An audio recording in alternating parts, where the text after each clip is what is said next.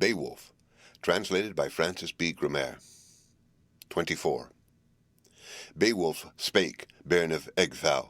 Lo now, this sea-booty son of Healfdene, lord of Scyldings, we've lustily brought thee sign of glory, thou seest it here.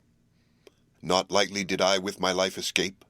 In war under water this work I essayed with endless effort, and even so my strength had been lost had the Lord not shielded me.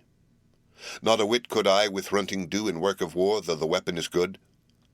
Yet a sword the sovereign of men vouchsafed me to spy on the wall there in splendor hanging, old, gigantic.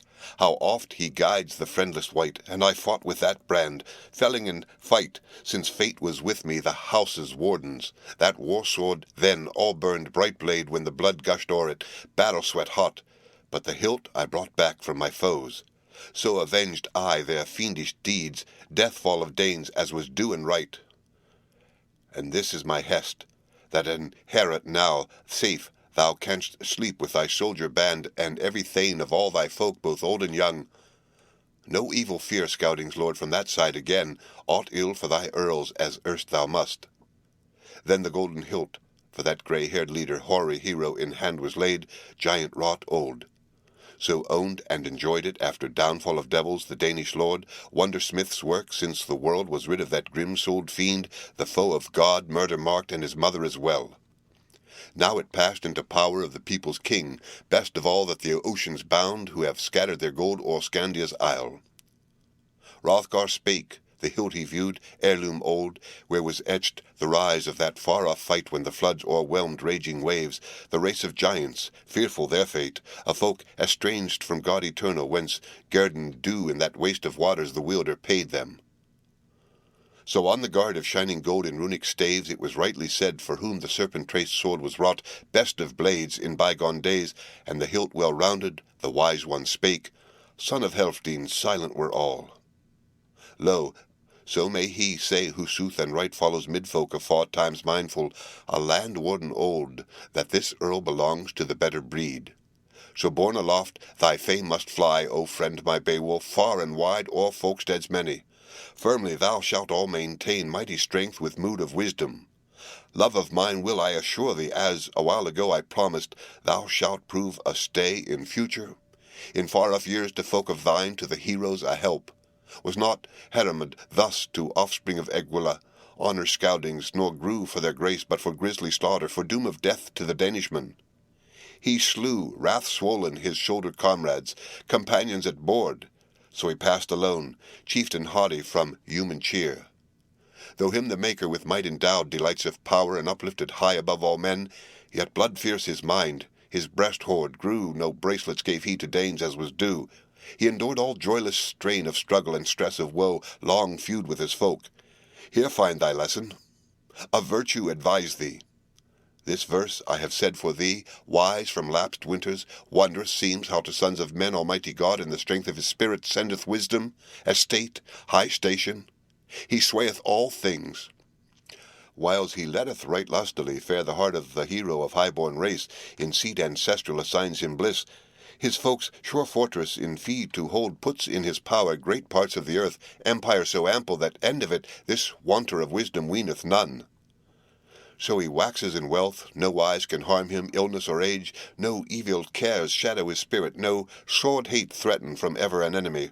All the world wends at his will, no worse he knoweth, till all within him obstinate pride waxes and wakes, while the warden slumbers, the spirit's sentry. Sleep is too fast which masters his might, and the murderer nears, stealthily shooting the shafts from his bow.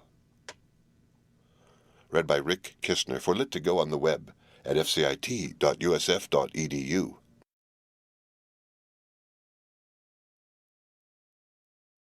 Beowulf, translated by Francis B. Grammer. 25. Under harness his heart, then, is hit indeed by sharpest shafts, and no shelter avails from foul behest of the hellish fiend. Him seems too little what long he possessed.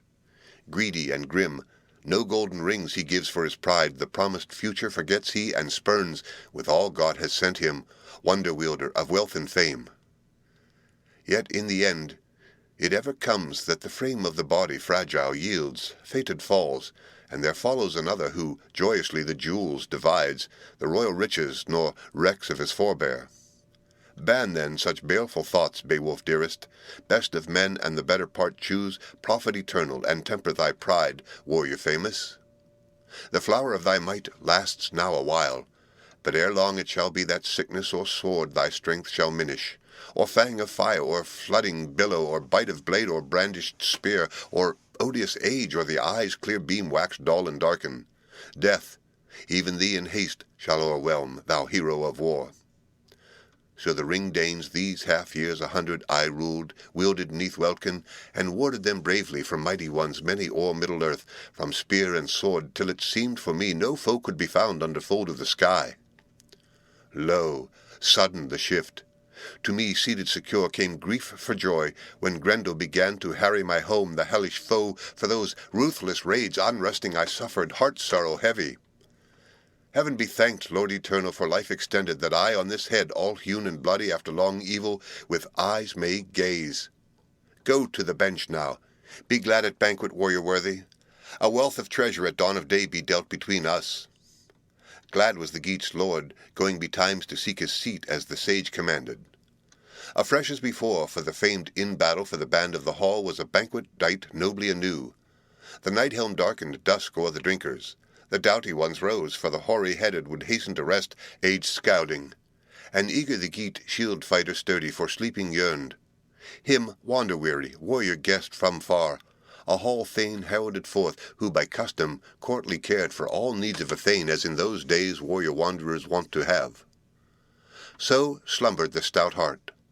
Stately the hall rose gabled and gilt, where the guest slept on, till a raven black the capture of heaven blithe heart boded. Bright came flying shine after shadow. The swordsman hastened, athelings all were eager homeward forth to fare, and far from thence the great-hearted guest would guide his keel. Bade then the hardy one, Hrunting, be brought to the son of Ecglaf. The sword bade him take, excellent iron, and uttered his thanks for it, quoth that he counted it keen in battle, war-friend winsome. With words he slandered not edge of the blade. 'Twas a big-hearted man. Now eager for parting and armed at point, warriors waited, while went to his host that darling of Danes. The doughty atheling to high seat hastened, and Hrothgar greeted. Read by Rick Kistner, for lit to go on the web at fcit.usf.edu.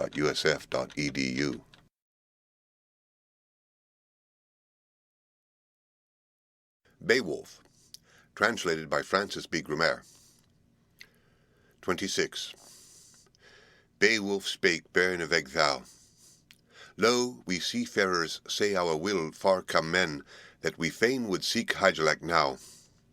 We here have found hosts to our heart. Thou hast harboured us well. If ever on earth I am able to win me more of thy love, O Lord of men, aught anew than I now have done for work of war, I am willing still. If it come to me ever across the seas that neighbour foemen annoy and fright thee, as they that hate thee erewhile have used, thousands then of thanes I shall bring, heroes to help thee. Of Hygelac I know, ward of his folk, that, though a few his years, the lord of the Geats would give me aid by word and work, that well I may serve thee, wielding the war-wood to win thy triumph, and lending thee might when thou lackest men. If thy Hrothgar should come to court of Geats, a sovereign son, he will surely there find his friends. A far-off land each man should visit who vaunts him brave. Him then answering, Hrothgar spake, these words of thine, the wisest God sent to thy soul.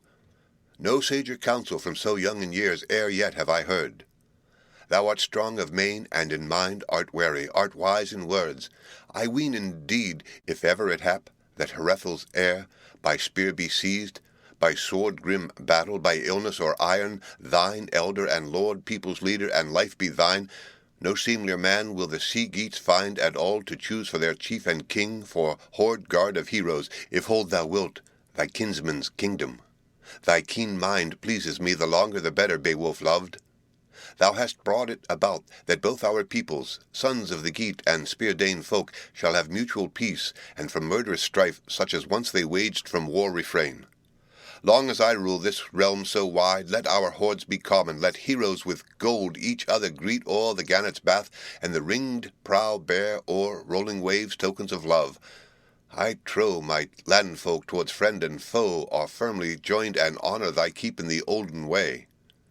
To him in the hall then Healfdene's son gave treasures 12, and the trust of earls bade him fare with the gifts to his folk beloved, hail to his home, and in haste return. Then kissed the king of kin renowned, Scouding's chieftain, that choicest thane, and fell on his neck. Fast flowed the tears of the hoary-headed. Heavy with winters he had chances twain, but he clung to this, that each should look on the other again, and hear him in hall. Was this hero so dear to him? His breast's wild billows he banned in vain. Safe in his soul a secret longing, locked in his mind, for that loved man burned in his blood. Then Beowulf strode, glad of his gold gifts, the grass plot o'er warrior blithe. The wave roamer bode riding at anchor, its owners awaiting. As they hastened onward, Hrothgar's gift they laughed at length. 'Twas a lord unpeered, every way blameless, till age had broken, it spareth no mortal his splendid might. Read by Rick Kistner, for lit to go on the web at fcit.usf.edu.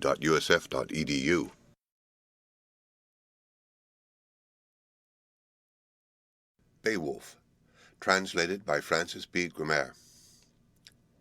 27. Came now to ocean the ever-courageous hardy henchmen, their harness-bearing, woven war-sarks. The warden marked trusty as ever the earl's return. From the height of the hill no hostile words reached the guests as he rode to greet them. But welcome, he called to that wader clan as the sheen-mailed spoilers to ship marched on.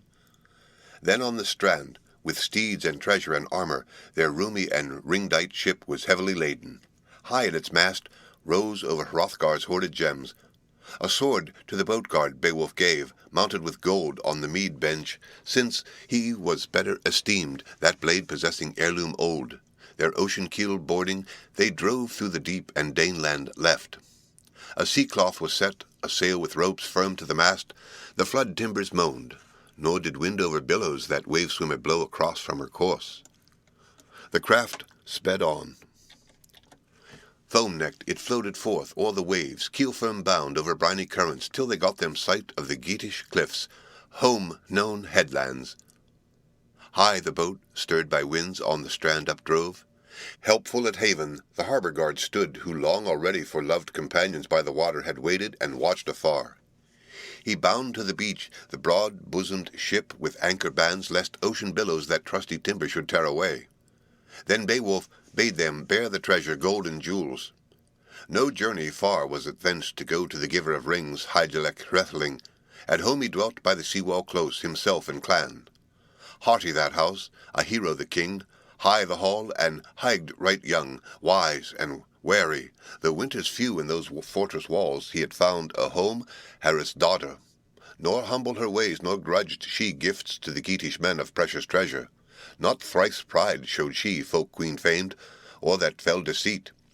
Was none so daring that durst make bold, save her lord alone of the liegemen dear, that lady full in the face to look.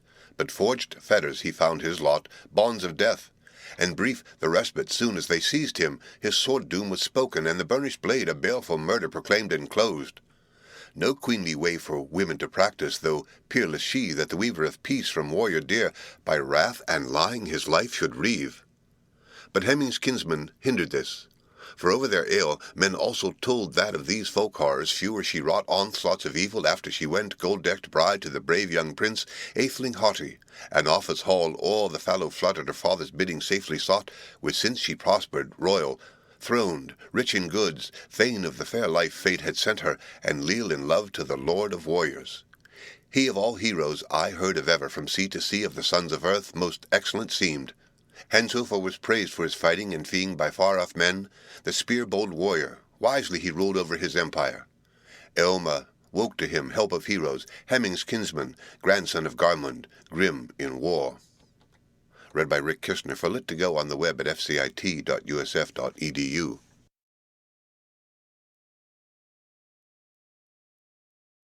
Beowulf, translated by Francis B. Grammer. 28. Hastened the hardy one, henchman with him, sandy strand of the sea to tread in widespread ways. The world's great candle sun shone from south. They strode along with sturdy steps to the spot they knew where the battle-king young, his burg within, slayer of Ongentheow, shared the ring's shelter of heroes. To Hygelac Beowulf's coming was quickly told, that there in the court the clansman's refuge, the shield companions sound and alive hail from the hero play homeward strode. With haste in the hall by highest order, room for the rovers was readily made. By his sovereign he sat, come safe from battle, kinsman by kinsman. His kindly lord he first had greeted in gracious form with manly words. The mead dispensing came through the high hall. Hereth's daughter, winsome to warriors, wine-cup bore to the hands of the heroes. Hygelac then his comrade fairly with question plied in the lofty hall, sore longing to know what manner of sojourn the sea-geats made.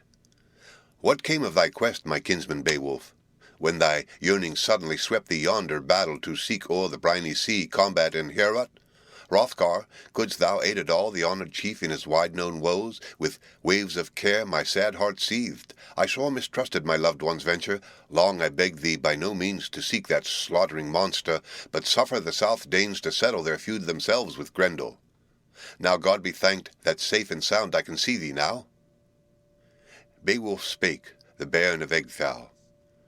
'Tis known and unhidden, Hygelac lord, to many men, that meaning of ours, struggle grim between Grendel and me, which we fought on the field where full too many sorrows he wrought for the scalding victors, evils unending. These all I avenged. No boast can be from breed of Grendel any on earth for that uproar at dawn from the longest-lived of the loathsome race in fleshy fold. But first I went Hrothgar to greet in the hall of gifts, where Healfdene's kinsman, high-renowned, soon as my purpose was plain to him, assigned me a seat by his son and heir. The liegemen were lusty. My life-days never such merry men over mead and hall have I heard under heaven.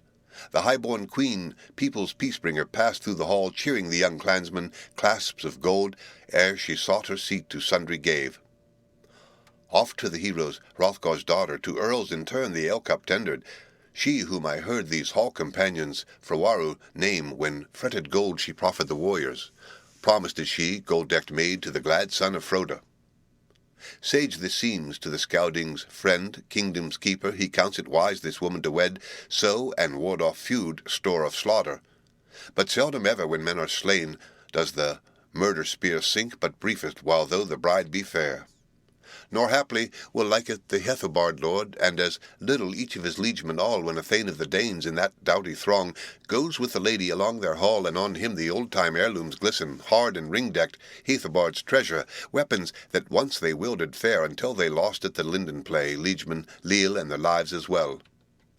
Then, over the ale, on this heirloom gazing, some ash-wielder old, who has all in mind that spear-death of men, he is stern of mood, heavy at heart, in the hero young tests the temper and tries the soul, and war-hate wakens with words like these.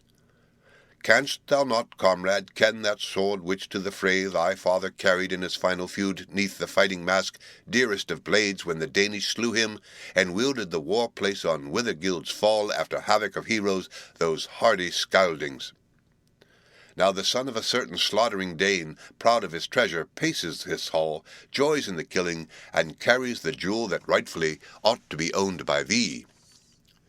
Thus he urges, and eggs him all the time with keenest words, till occasion offers that Frowaru's thane for his father's deed after bite of brand in his blood must slumber, losing his life, but that liegeman flies living away. For the land he kens, and thus be broken on both their sides oaths of the earls, when Ingeld's breast wells with war-hate, and wife-love now after the care billows cooler grows. So I hold not high the Hrothgar's faith due to the Danes, or their during love and pact of peace. But I pass from that, turning to Grendel, O giver of treasure, and saying in full how the flight resulted, hand-fray of heroes, when heaven's jewel had fled o'er far fields, that fierce sprite came, night-foe savage, to seek us out, where safe and sound we sentried the hall. To Honskio then was that harassing deadly, his fall there was fated. He first was slain, girded warrior. Grendel on him turned murderous mouth on our mighty kinsman, and all of the brave man's body devoured. Yet none the earlier, empty-handed, would the bloody-toothed murderer, mindful of bale, outward go from the gold-decked hall. But me he attacked in his terror of might, with greedy hand grasped me. A glove hung by him wide and wondrous, wound with bands, and in artful wise it all was wrought by devilish craft of dragon skins. Me therein, an innocent man, the fiendish foe was fain to thrust with many another. He might not so when I all angrily upright stood. 'Twere long to relate how that land destroyer I paid in kind for his cruel deeds, yet there, my prince, this people of thine got fame by my fighting. He fled away, and a little space his life preserved. But there stayed behind him his stronger hand, left in Heorot. Heartsick thence on the floor of the ocean that outcast fell. Me for this struggle the Scounding's friend paid in plenty with plates of gold, with many a treasure, when morn had come, and we all at the banquet board sat down. Then was song and glee. The grey-haired Scounding, much tested, told of the times of yore.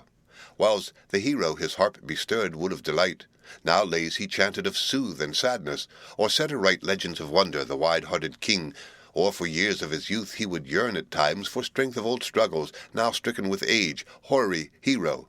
His heart surged full when, wise with winters, he wailed their flight. Thus in the hall the whole of that day at ease we feasted, till fell o'er earth another night. Anon, full ready in greed of vengeance, Grendel's mother set forth all doleful.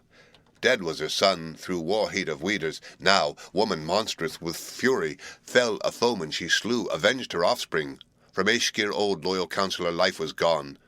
Nor might they e'en when morning broke, those Danish people, their death-done comrade, burn with brands, on bale fire lay the man they mourned.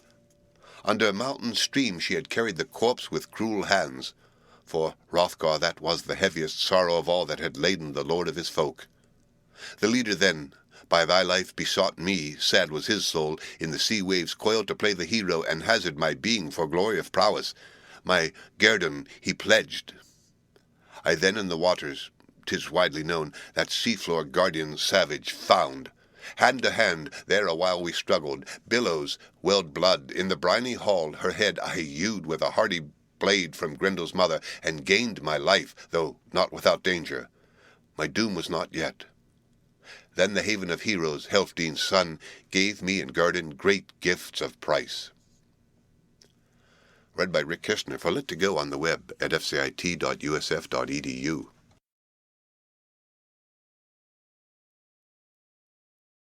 Beowulf, translated by Francis B. Grumer. 29. So held this king to the customs old, that I wanted for naught in the wage I gained. The meed of my might he made me gifts, Helfdene's heir, for my own disposal.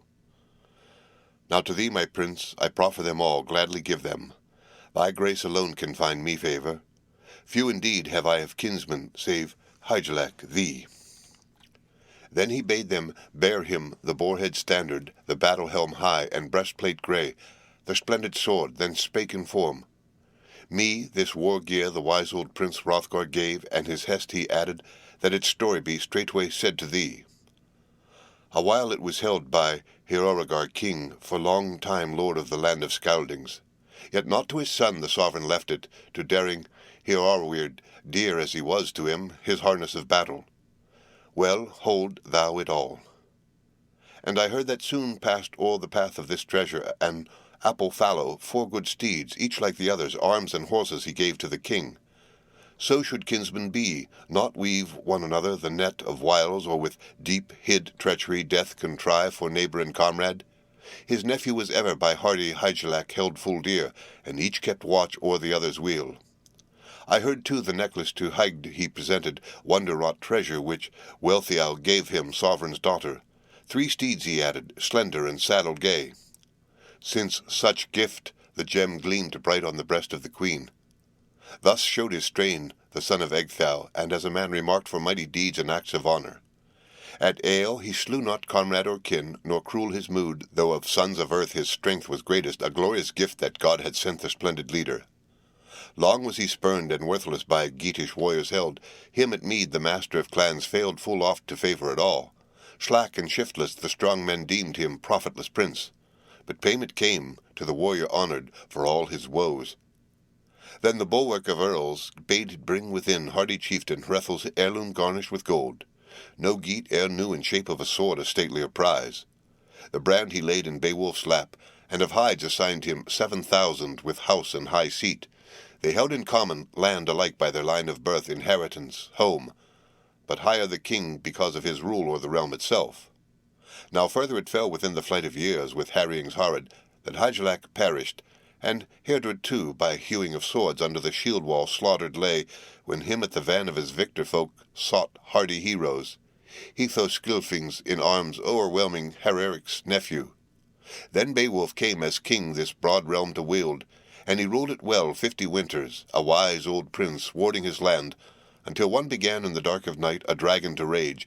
In the grave on the hill a hoard it guarded, in the stone barrow steep. A straight path reached it, unknown to mortals.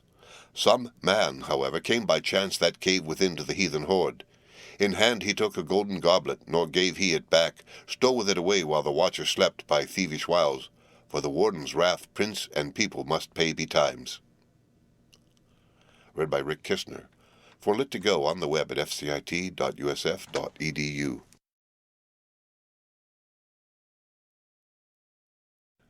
Beowulf, translated by Francis B. Grammaire. 30. That way he went with no will of his own, in danger of life, to the dragon's hoard, but for pressure of peril, some prince's thane. He fled in fear the fatal scourge, seeking shelter, a sinful man, and entered in. At the awful sight tottered that guest, and terror seized him. Yet the wretched fugitive rallied anon from fright and fear ere he fled away, and took the cup from that treasure hoard. Of such besides there was store enough, heirlooms old, the earth below, which some earl forgotten in ancient years left the last of his lofty race heedfully there had hidden away dearest treasure. For death of yore had hurried all hence, and he alone left to live, the last of the clan, weeping his friends, yet wished to bide, warding the treasure, his one delight, though brief his respite. The barrow, new ready, to strand and sea wave stood anear, hard by the headland, hidden and closed. There laid within it his lordly heirlooms, and heaped hoard of heavy gold, that warden of rings. Few words he spake. Now hold thou, earth, since heroes may not what earls have owned. Lo, erst from thee brave men brought it, but battle death seized, and cruel killing my clansmen all robbed them of life and a liegeman's joys. None have I left to lift the sword, or to cleanse the carven cup of price, beaker bright. My brave are gone, and the helmet hard, all haughty with gold, shall part from its plating. Polishers sleep, who could brighten and burnish the battle mask, and those weeds of war that were wont to brave over bicker of shields the bite of steel rust with their bearer. The ringed maul fares not far with famous chieftain at sight of hero. No harp's delight, no gleewood's gladness, no good hawk now flies through the hall, nor horses fleet stamp in the burgstead. Battle and death the flower of my race have reft away. Mournful of mood, thus he moaned his woe, alone for them all, and unblithe wept by day and by night, till death's fell wave overwhelmed his heart. His hoard of bliss, that old ill-doer open found, who blazing at twilight the barrows haunteth, naked foe dragon flying by night, folded in fire. The folk of earth dread him sore. 'Tis his doom to seek hoard in the graves, and heathen gold to watch many wintered, nor wins he thereby. Powerful this plague of the people thus held the house of the hoard in earth 300 winters, till one aroused wrath in his breast, to the ruler bearing that costly cup, and the king implored for bond of peace. So the barrow was plundered, borne off was his booty, his boon was granted that wretched man, and his ruler saw first time what was fashioned in far-off days. When the dragon awoke, new woe was kindled. O'er the stone he snuffed. The stark heart found footprint of foe, who so far had gone in his hidden craft by the creature's head. So may the undoomed easily flee evils and exile, if only he gain the grace of the wielder. That warden of gold o'er the ground went seeking, greedy to find the man who wrought him such wrong in sleep. Savage and burning, the barrow he circled all without, nor was any there, none in the waste. Yet war he desired, was eager for battle. The barrow he entered, sought the cup, and discovered soon that some one of the mortals had searched his treasure, his lordly gold. The guardian waited, ill-enduring, till evening came. Boiling with wrath was the barrow's keeper, and fain with flame the foe to pay for the dear cup's loss. Now day was fled, as the worm had wished. By its wall no more was it glad to bide, but burning flew folded in flame, a fearful beginning for sons of the soil, and soon it came in the doom of their lord to a dreadful end. Read by Rick Kistner. For Lit to Go on the web at fcit.usf.edu.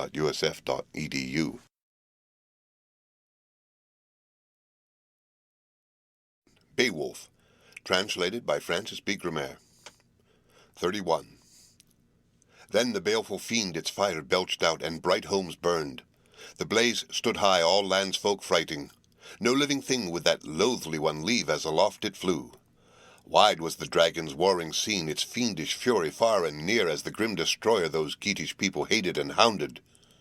To hidden lair, to its hoard it hastened at hint of dawn.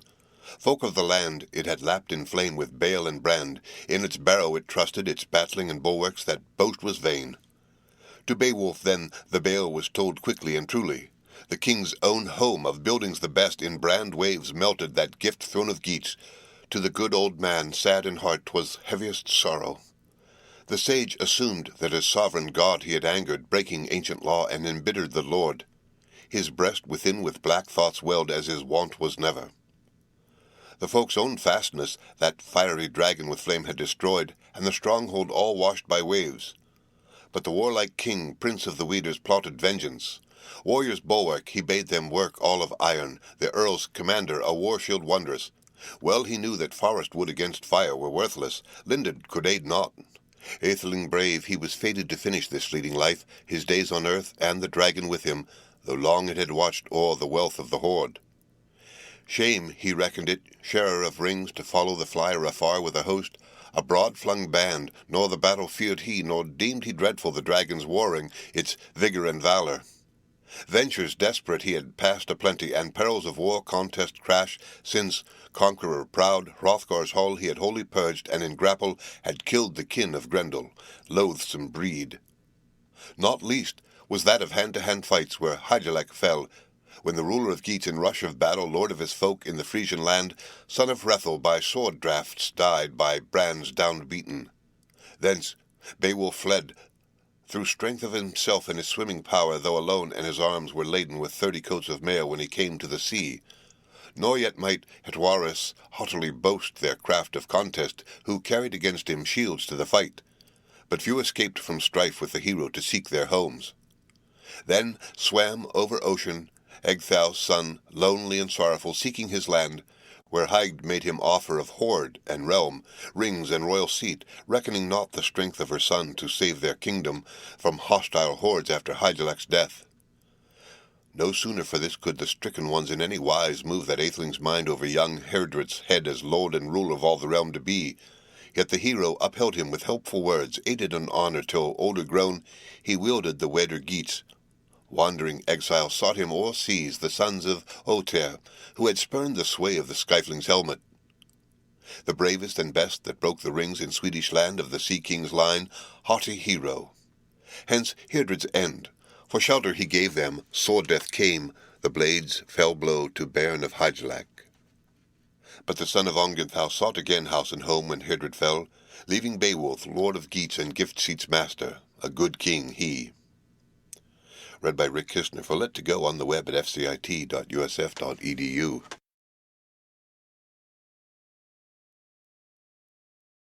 Beowulf, translated by Francis B. Grammer. 32.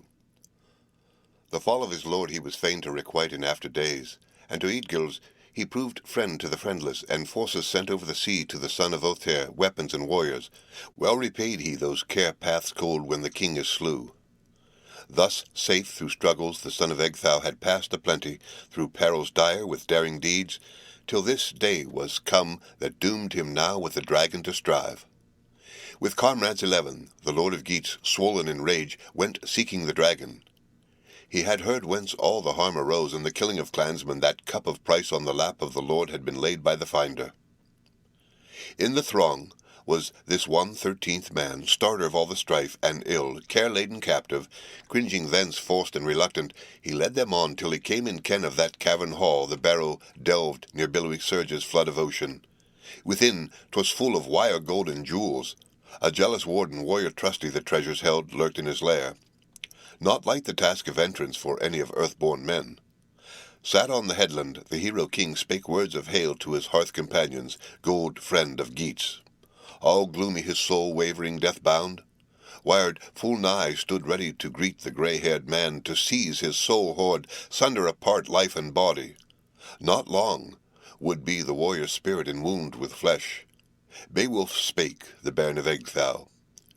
Through store of struggles I strove in youth, mighty feuds, I mind them all. I was 7 years old when the sovereign of rings, friend of his folk, from my father took me, had me and held me, Hrethel the king, with food and fee, faithful in kinship. Ne'er while I lived there he loathlier found me, bairn in the burg, than his birthright sons, Herbeld, and Hæthcyn, and Hygelac mine.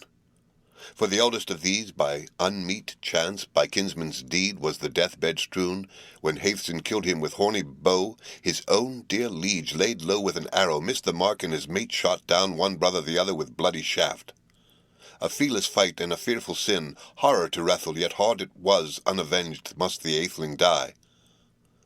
Too awful it is for an aged man to bide and bear that his bairn so young rides on the gallows. A rhyme he makes, sorrow song for his son, there hanging as rapture of ravens. No rescue now can come from the old disabled man.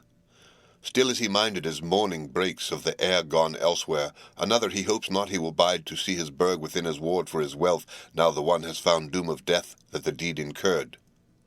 Forlorn, he looks on the lodge of his son, wine-hall waste and wind-swept chambers, reft of revel. The rider sleepeth, the hero far hidden. No harp resounds, in the courts no wassail, as once was heard. Read by Rick Kishner, for Let to Go on the web at fcit.usf.edu.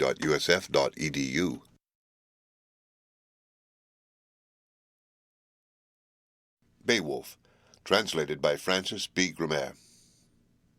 33. Then he goes to his chamber, a grief song chants alone for his lost. Too large all seems, homestead and house, so the helmet of Weders hid in his heart for Herbeold waves of woe. No way could he take to avenge on the slayer slaughter so foul, nor e'en could he harass that hero at all with loathing deed, though he loved him not. And so for the sorrow his soul endured, men's gladness he gave up, and God's light chose. Lands and cities he left his sons, as the wealthy do, when he went from earth. There was strife and struggle twixt Swede and Geat, o'er the width of waters. War arose, hard battle horror, when Hrethel died, and Ongethau's offspring grew strife keen, bold, nor brooked o'er the seas pact of peace, but pushed their hosts to harass and hatred by Heres Nabihor. Men of my folk, for that feud had vengeance, for woeful war 'tis widely known, though one of them bought it with blood of his heart, a bargain hard. For Hæthcyn proved fatal that fray, for the first of Geats. At morn I heard was the murderer killed by kinsman for kinsman with clash of sword, when Ongethau met Eofor there. Wide split the war helm, wan he felt, hoary stifling, the hand that smote him a feud was mindful, nor flinched from the death blow. For all that, he gave me my gleaming sword, repaid him at war such power I wielded for lordly treasure, with land he entrusted me, homestead and house. He had no need from Swedish realm, or from Spear-Dane folk, or from men of the gifts, to get him help. Some warrior worse for wage to buy. Ever I fought in the front of all, soul to the fore, and so shall I fight while I bide in life, and this blade shall last that early and late hath loyal proved since for my doughtiness. Dagran fell, slain by my hand, the Hugins champion. Nor fared he thence to the Frisian king with the booty, back and breast adornments. But slain in struggle that standard-bearer fell, atheling brave. Not with blade was he slain, but his bones were broken by brawny grip, his heart-waves stilled. The sword-edge now, hard blade in my hand, for the horde shall strive. Beowulf spake, and a battle vow made his last of all. I have lived through many wars in my youth, now once again, old folk defender, feud will I seek, do doughty deeds, if the dark destroyer forth from his cavern come to fight me. Then hailed he the helmeted heroes all, for the last time greeting his liegemen dear, comrades of war. I should carry no weapon, no sword to the serpent, if sure I knew how with such enemy else my vows I could gain as I did in Grendel's day. But fire in this fight I must fear me now, and poisoneth breath, so I bring with me breastplate and board. From the barrow's keeper no footbreadth flee I. One fight shall end our war by the wall, as where allots all mankind's master. My mood is bold, but forbears to boast o'er this battling flyer. Now abide by the barrow, ye breastplate mailed, ye heroes in harness, which of us twain better from battle rush bear his wounds. Wait ye the finish. The fight is not yours, nor meet for any but me alone to measure might with this monster here and play the hero. Hardily I shall win that wealth, or war shall seize cruel killing your king and lord. Up stood then with shield the sturdy champion, stayed by the strength of his single manhood, and hardy 'neath helmet his harness bore under cleft of the cliffs no coward's path. Soon spied by the wall that warrior chief, survivor of many a victory field where foemen fought with furious clashlings, an arch of stone, and within a stream that broke from the barrow. The brooklet's wave was hot with fire.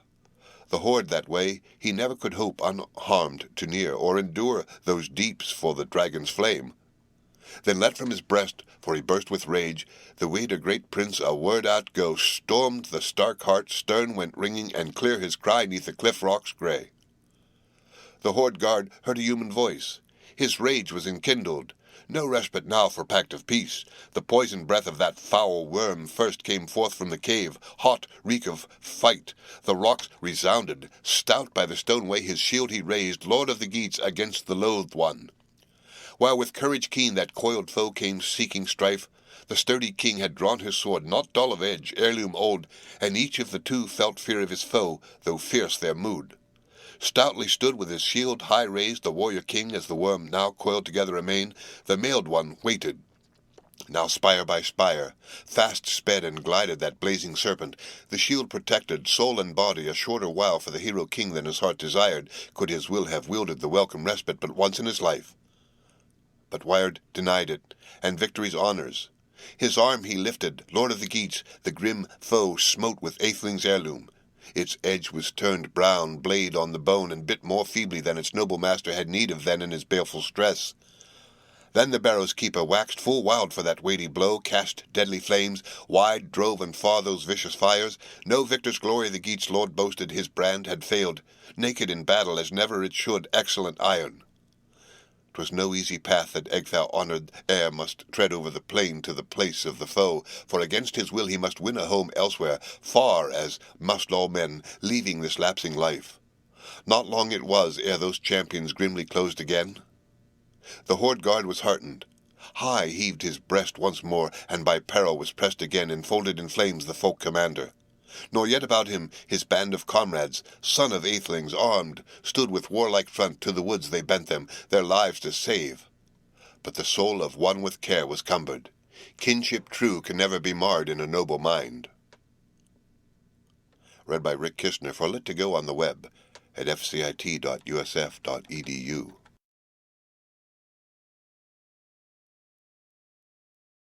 Beowulf, translated by Francis B. Grammer. 34. Wiglaf his name was, Wostan's son, Lindenthane loved, the lord of Skyflings, Alfheir's kinsman. His king he now saw with heat under helmet hard oppressed. He minded the prizes his prince had given him, wealthy seed of the Wegmundling line, and folk rights that his father owned. Not long he lingered. The linden yellow his shield he seized, the old sword he drew. As heirloom of Eanmund, earth-dwellers knew it, he who was slain by the sword-edged son of Ohtere, friendless exile erst in fray, killed by Wostan, who won for his kin brown-bright helmet, breastplate ringed, old sword of Eotens, Onela's gift, weeds of war of the warrior Thane, battle-gear brave, though a brother's child had been felled, the feud was unfelt by Onela. For winters this war-gear Wostan kept, breastplate and board, till his bairn had grown, earlship to earn as the old sire did. Then he gave him mid Geats the gear of battle, portion huge, when he passed from life fared aged forth. For the first time now with his leader lord the liegeman young was bidden to share the shock of battle. Neither softened his soul nor the sire's bequest weakened in war. So the worm found out when once in fight the foes had met. Wiglaf spake, and his words were sage. Sad in spirit he said to his comrades, I remember the time when mead we took, what promise we made to this prince of ours in the banquet hall, to our breaker of rings, for gear of combat to give him requital, for hand, sword, and helmet, if hap should bring stress of this sort. Himself who chose us from all his army to aid him now, urged us to glory, and gave these treasures because he counted us keen with a spear, and hardy 'neath helm. Though this hero work our leader hoped unhelped and alone to finish for us, folk defender, who hath got him glory greater than all men for daring deeds. Now the day is come that our noble master has need of the might of warrior stout. Let us stride along the hero to help while the heart is about him glowing and grim. For God is my witness, I am far more fain the fire should seize along with my lord these limbs of mine. Unsuiting it seems our shields to bear homeward hence, save here we essay to fell the foe and defend the life of the Weder's lord. I wot 'twas shame on the law of our land if alone the king out of Geatish warriors woe endured and sank in the struggle. My sword and helmet, breastplate and board, for us both shall serve. Through slaughter reek strode he to succour his chieftain, his battle helm bore, and brief words spake. Beowulf, dearest, do all bravely, as in youthful days of yore thou vowedst that while life should last thou wouldst let no wise thy glory droop. Now great in deeds, atheling steadfast, with all thy strength shield thy life. I will stand to help thee. At the words the worm came once again, murderous monster, mad with rage, with fire billows flaming its foes to seek, the hated men. In heat waves burned that board to the boss, and the breastplate failed to shelter at all the spear thane young. Yet quickly under his kinsman's shield went eager the earl, since his own was now all burned by the blaze. The bold king again had mind of his glory, with might his glaive was driven into the dragon's head. Blow nerved by hate, but Naegling was shivered, broken in battle was Beowulf's sword, old and grey. 'Twas granted him not that ever the edge of iron at all could help him at strife, too strong was his hand, so the tale is told, and he tried too far with strength of stroke, all swords he wielded, though sturdy their steel they steadied him not. Then for the third time fought on its feud, that folk-destroyer fire-dread dragon, and rushed on the hero where room allowed, battle-grim burning, its bitter teeth closed on his neck, and covered him with waves of blood from his breast that welled. Read by Rick Kishner for Lit to Go on the web at fcit.usf.edu.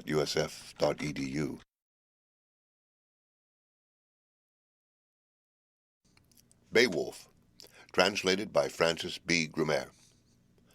35. 'Twas now, men say, in his sovereign's need that the earl made known his noble strain, craft and keenness and courage enduring. Heedless of harm, though his hand was burned, hardy-hearted, he helped his kinsman. A little lower, the loathsome beast he smote with sword, his steel drove in bright and burnished. That blaze began to lose and lessen. At last the king wielded his wits again, war-knife drew, a biting blade by his breastplate hanging, and the Weder's helm smote that worm asunder, felled the foe, flung forth its life. So had they killed it, kinsmen both, athelings twain. Thus an earl should be in danger's day. Of deeds of valour this conqueror's hour of the king was last of his work in the world. The wound began, which that dragon of earth had erst inflicted, to swell and smart, and soon he found in his breast was boiling, baleful and deep pain of poison. The prince walked on, wise in his thought, to the wall of rock, then sat and stared at the structure of giants. Where arch of stone and steadfast column upheld forever that hall in earth, yet here must the hand of the henchman peerless lave with water his winsome lord, the king and conqueror, covered with blood, with struggle spent, and unspan his helmet. Beowulf spake in spite of his hurt, his mortal wound. Full well he knew his portion now was past and gone of earthly bliss, and all had fled of his file of days, and death was near. I would fain bestow on son of mine this gear of war would given me now that any heir should after me come of my proper blood. This people I ruled 50 winters. No folk king was there, none at all of the neighbouring clans, who war would wage me with warriors' friends, and threat me with horrors. At home I bided what fate might come, and I cared for mine own. Feuds I sought not, nor falsely swore ever on oath. For all these things, though fatally wounded, fain am I. From the ruler of man no wrath shall seize me when life from my frame must flee away, for killing of kinsmen. Now quickly go and gaze on that hoard neath the hoary rock. Wiglaf, loved, now the worm lies low, sleeps, heart-sore of his spoil bereaved, and fare in haste. I would fain behold the gorgeous heirlooms, golden store, have joy in the jewels and gems, lay down softlier for sight of this splendid hoard, my life and the lordship I long have held. Read by Rick Kishner for Lit to Go on the web at fcit.usf.edu.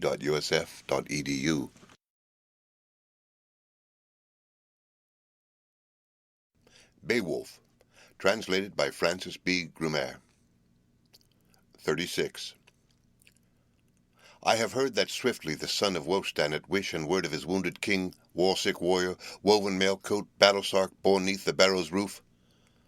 Then the clansman, keen of conquest proud, passing the seat, saw store of jewels and glistening gold the ground along. By the wall were marvels, and many a vessel in the den of the dragon, the dawn flyer old, unburnished bowls of bygone men reft of richness, rusty helms of the olden age, and arm-rings many wondrously woven. Such wealth of gold, booty from barrow, can burden with pride each human wight, let him hide it who will. His glance, too, fell on a gold-wove banner high o'er the hoard of handiwork noblest, brilliantly broidered, so bright its gleam, all the earth floor he easily saw, and viewed all these vessels.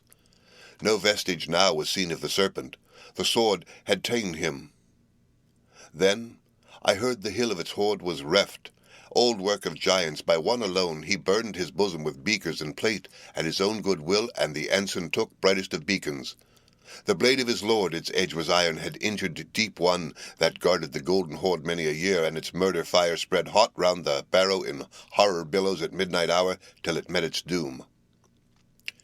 Hastened the herald, the hoard so spurred him his track to retrace. He was troubled by doubt, high-souled hero, if haply he'd find alive, where he left him, the lord of Weders, weakening fast by the wall of the cave.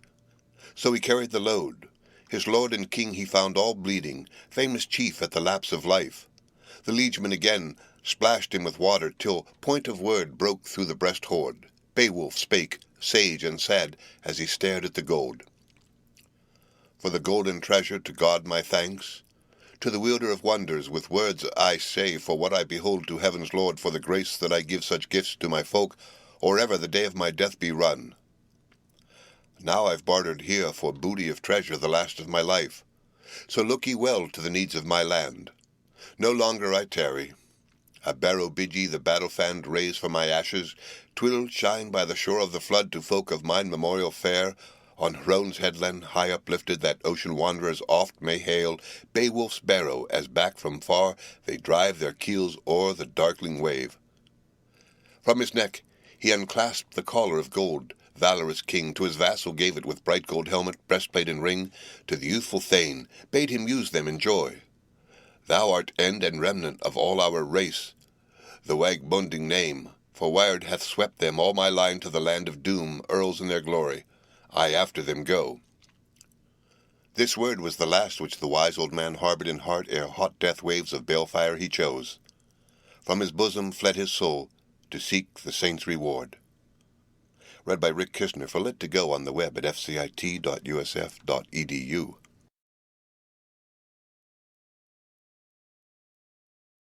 Beowulf, translated by Francis B. Grumer. 37. It was heavy hap for that hero young on his lord beloved to look and find him lying on earth with life at end, sorrowful sight. But the slayer too, awful earth dragon, empty of breath, lay felled in fight, nor fain of its treasure could the writhing monster rule it more. For edges of iron had ended its days, hard and battle-sharp, hammers leaving, and that flyer afar had fallen to ground, hushed by its hurt, its hoard all near, no longer lusty aloft to whirl at midnight, making its merriment seen, proud of its prizes. Prone it sank by the handiwork of the hero king. Forsooth, among folk but few achieve, though sturdy and strong, as stories tell me, and never so daring indeed of valour the perilous breath of a poisoned foe to brave, and to rush on the ring-board hall wherever his watch the warden keeps bold in the barrow. Beowulf paid the price of death for that precious hoard, and each of the foes had found the end of this fleeting life. Befell ere long that the laggards in war the wood had left, trough-breakers, cowards, 10 together, fearing before to flourish a spear in the sore distress of their sovereign lord. Now in their shame their shields they carried, armour of fight, where the old man lay, and they gazed on Wiglaf. Wearied, he sat at his sovereign's shoulder, shieldsman good, to wake him with water. Nowise it availed, though well he wished it. In world no more could he bury life for that leader of battles, nor baffle the will of all-wielding God. Doom of the Lord was law o'er the deeds of every man, as it is today. Grim was the answer, easy to get from the youth for those that had yielded to fear. Wiglaf spake, the son of Wostan. Mournful he looked on those men unloved. Who sooth will speak can say indeed that the ruler who gave you golden rings and the harness of war in which ye stand For he at ale-bench oftentimes bestowed on hall-folk helm and breastplate, lord to liegeman, the likeliest gear which near of far he could find to give, threw away and wasted these weeds of battle on men who failed when the foeman came. Not at all could the king of his comrades in arms venture to vaunt, though the victory-wielder God gave him grace that he got revenge so with his sword in stress and need. To rescue his life 'twas little that I could serve him in struggle, yet shift I made, hopeless it seemed, to help my kinsman. Its strength ever waned when with weapon I struck that fatal foe, and the fire less strongly flowed from its head. Too few the heroes in the throe of contest that thronged to our king. Now gift of treasure and girding of sword, joy of the house and home delight shall fail your folk. His freehold land every clansman within your kin shall lose and leave when lords high-born hear afar of that flight of yours, a fameless deed. Yea, death is better for liegemen all than a life of shame. Read by Rick Kistner for Lit to Go on the web at fcit.usf.edu.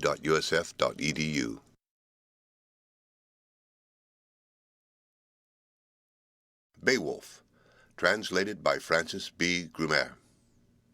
38. That battle-toil bade he at Burg to announce at the fort on the cliff, where full of sorrow all the morning earls had sat, daring shieldsmen in doubt of twain. Would they wail as dead or welcome home their lord beloved? Little kept back of the tidings knew, but told them all the herald that up the headland rode. Now the willing give it to either folk in deathbed lies, the lord of Geats on the slaughter-bed sleeps by the serpent's deed.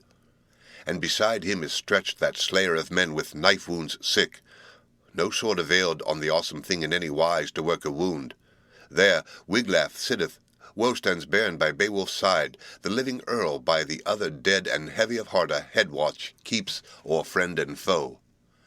Now our folk may look for waging of war, when once unhidden to Frisian and Frank the fall of the king is sped afar. The strife began when hot on the Hrothgar's Hygelac fell and fared with his fleet to the Frisian land. Him there, their Tuaris, humbled in war, plied with such prowess their power o'erwhelming, that the bold in battle bowed beneath it and fell in fight. To his friends no wise could that earl give treasure, and ever since the Merowing's favour has failed us wholly. Nor aught expect I of peace and faith from Swedish folk. 'Twas spread afar, how Ongathau reft at Ravenswood, haths in wrestling of hope and life, when the folk of Geats for the first time sought in wanton pride the warlike Skyflings. Soon the sage old sire of Ohtere, ancient and awful, gave answering blow. The sea-king he slew, and his spouse redeemed, his good wife rescued, though robbed of her gold, mother of Ohtere and Onela. Then he followed his foes, who fled before him, sore beset and stole their way, bereft of a ruler to Ravenswood.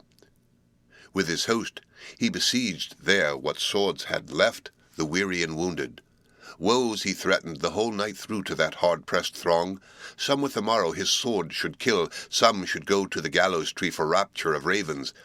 But rescue came with dawn of day for those desperate men, when they heard the horn of Hygelac sound tones of his trumpet. The trusty king had followed their trail with faithful band.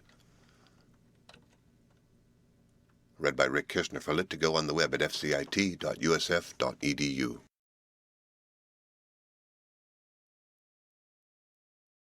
Beowulf, translated by Francis B. Grumer. 39. The bloody swath of Swedes and Geats and the storm of their strife were seen afar, how folk against folk the fight had wakened. The ancient king with his atheling band sought his citadel, sorrowing much. Ongathau, earl, went up to his burg. He had tested Hygelac's hardihood. The proud one's prowess would prove it no longer, defied no more those fighting wanderers, nor hoped from the seaman to save his hoard, his bairn and his bride. So he bent him again, old to his earth walls.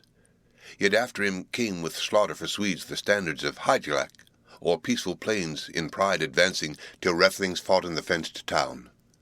Then Ongathau with edge of sword the hoary bearded was held at bay, and the folk king there was forced to suffer Eofor's anger.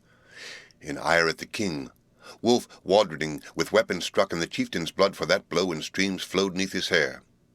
No fear felt he, stout old Skyfling, but straightway repaid in better bargain that bitter stroke, and faced his foe with full intent. Nor swift enough was the son of Wonred answer to render the aged chief. Too soon on his head the helm was cloven, blood-bedecked he bowed to earth and fell adown.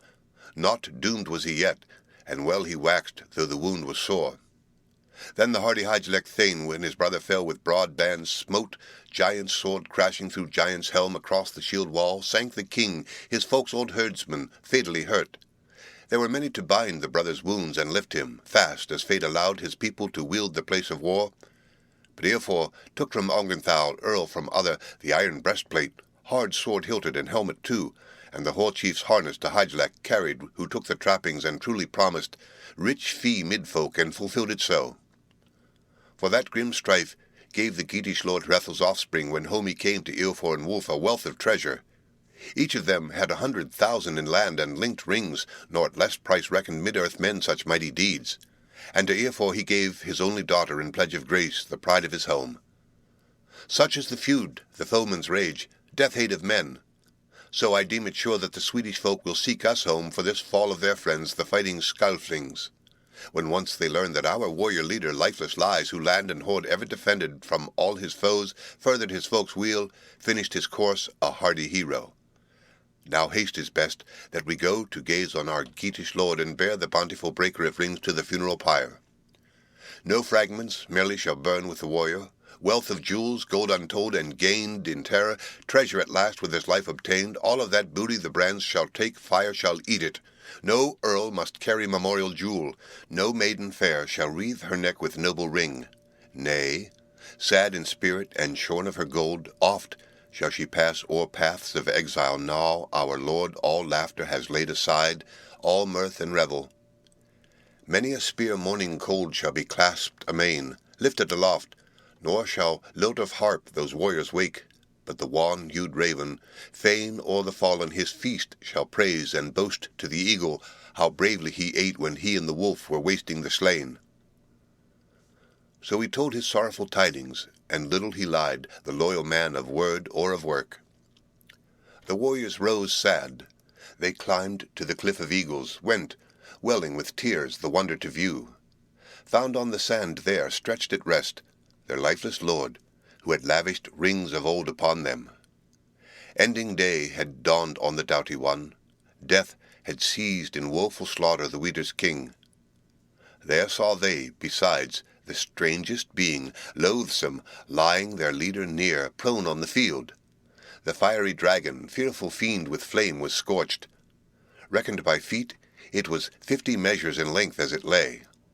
Aloft erewhile it had revelled by night, and anon came back, seeking its den. Now in death's sure clutch it had come to the end of its earth-hall joys. By it there stood the stoups and jars, dishes lay there, and dear-decked swords eaten with rust, as on earth's lap resting, 1,000 winters they waited there. For all that heritage huge, that gold of bygone men, was bound by a spell, so the treasure's hall could not be touched by none of humankind, save that heaven's king, God himself, might give him whom he would, helper of heroes, the hoard to open. Even such a man as seemed to him meet. Read by Rick Kishner for Lit to Go on the web at fcit.usf.edu.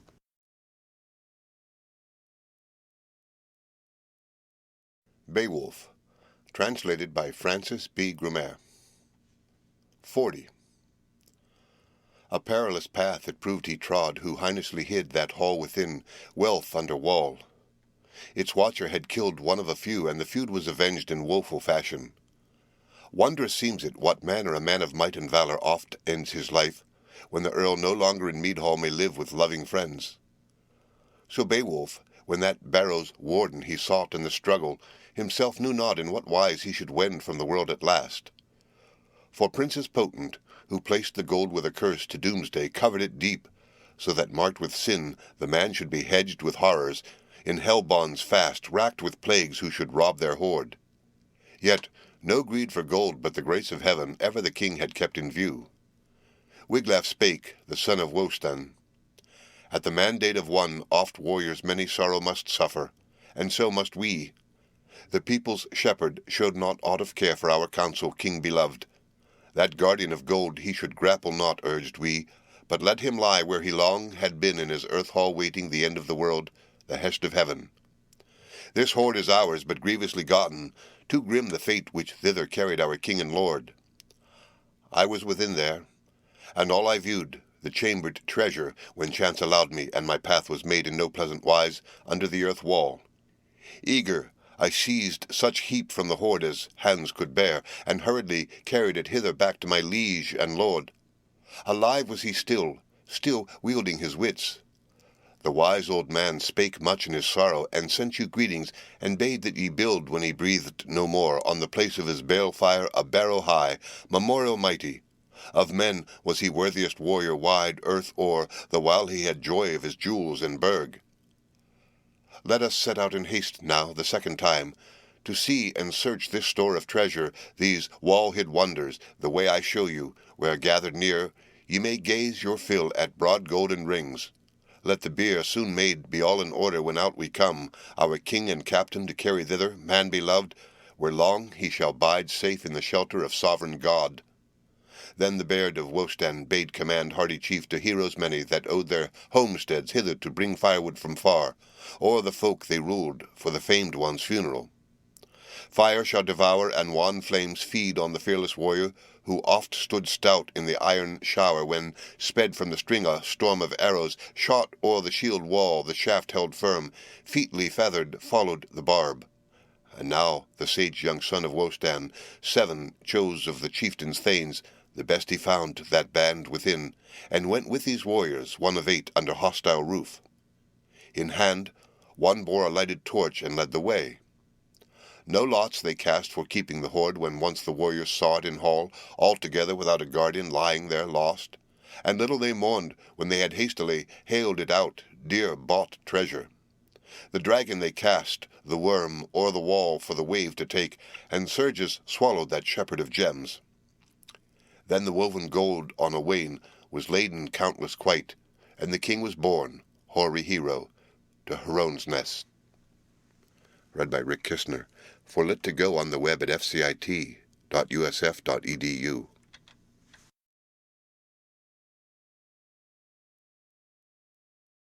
Beowulf. Translated by Francis B. Grumer. 41. Then fashioned for him the folk of Geats firm on the earth a funeral pile, and hung it with helmets and harness of war and breastplates bright, as the boon he asked. And they laid amid it the mighty chieftain, heroes mourning their master dear. Then on the hill, that hugest of bale fires, the warriors wakened. Wood smoke rose black over blaze, and blent was the roar of flame with weeping. The wind was still, till the fire had broken the frame of bones hot at the heart. In heavy mood their misery moaned they, their master's death. Wailing her woe, the widow old her hair upbound for Beowulf's death sung in her sorrow, and said full oft she dreaded the doleful days to come, death's enow, and doom of battle and shame. The smoke by the sky was devoured. The folks of the Weders fashioned there on the headland a barrow broad and high, by ocean-farers far descried. In 10 days' time their toil had raised it, the battle-brave's beacon, round brands of the pyre a wall they built, the worthiest ever that wit could prompt in their wisest men. They placed in the barrow that precious booty, the rounds and the rings they had reft erewhile, hardy heroes from hoard and cave, trusting the ground with treasure of earls, gold in the earth, wherever it lies, useless to men as of yore it was. Then about that barrow the battle-keen rode, atheling-born, a band of 12, lament, to make to mourn their king, chant their dirge, and their chieftain honour.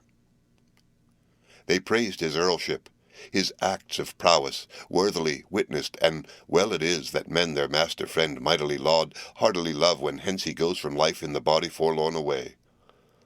Thus made their mourning the men of Geatland, for their heroes passing, his hearth companions, quoth, that of all the kings of earth, of men he was mildest and most beloved, to his kin the kindest, keenest for praise. The end of Beowulf.